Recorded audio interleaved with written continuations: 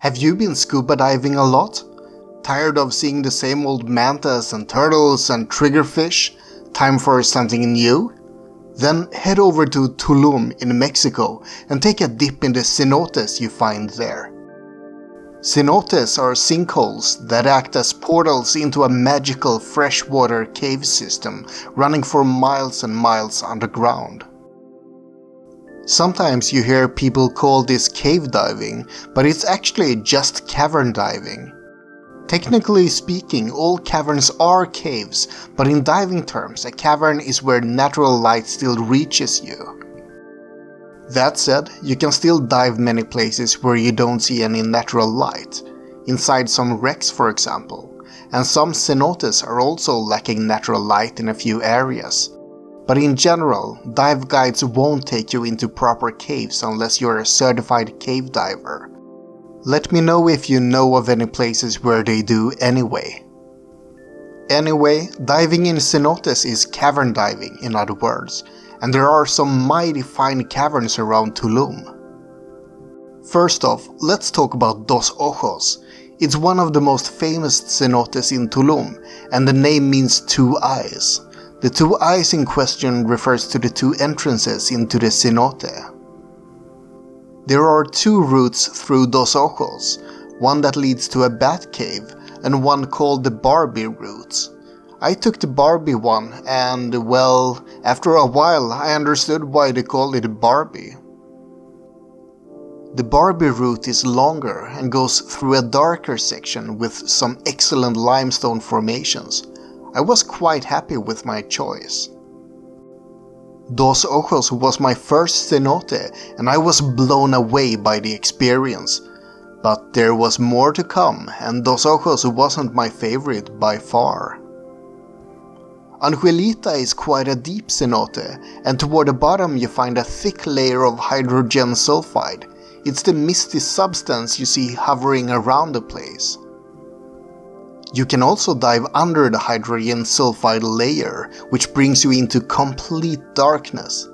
Quite a bizarre experience to not have any light whatsoever trickling through. Rising up from the sulfide makes you feel like you're flying through dark mist into the sunlight.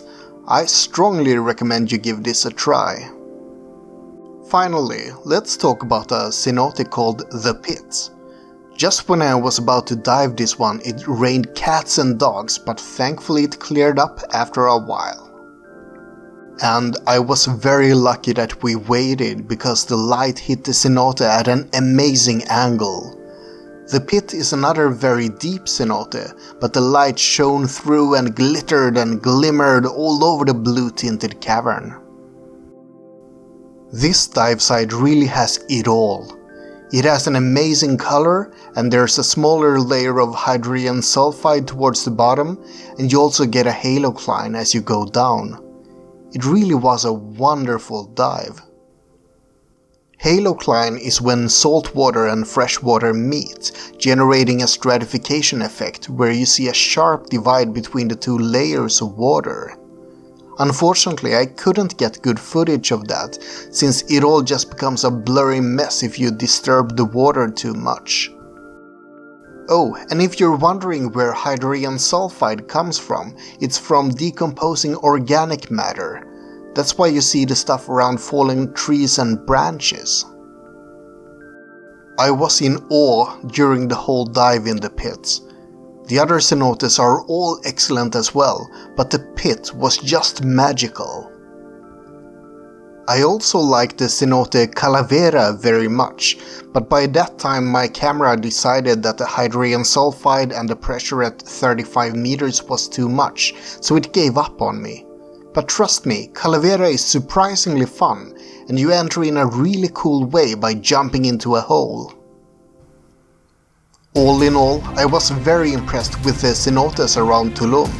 A completely different experience compared to reef diving or wrecks. I highly recommend this for any diving enthusiast. Well, that's all for now. Have a great day.